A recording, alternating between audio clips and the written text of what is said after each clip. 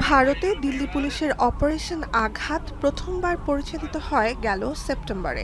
বিদায়ী বছরে তৃতীয়বারের মতো রাজধানী জুড়ে চলছে অভিযান, ভেঙেছে ধরপাকড়ের অতীত সব রেকর্ড।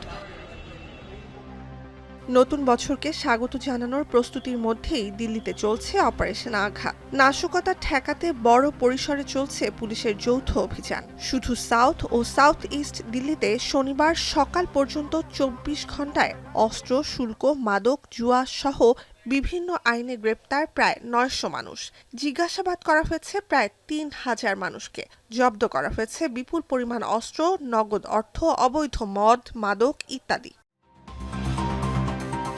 দিল্লি পুলিশ সূত্রে এনডিটিভি জানায়, উৎসবের মৌসুমকে অপরাধমুক্ত রাখতে চলছে এসব অভিযান সফল দাবি করে পুলিশ বলে, অপারেশন আঘাতের এ ধাপে ১৫০'র বেশি এমন ব্যক্তিকে হেফাজতে নেওয়া হয়েছে যাদের অপরাধের অতীত রেকর্ড আছে।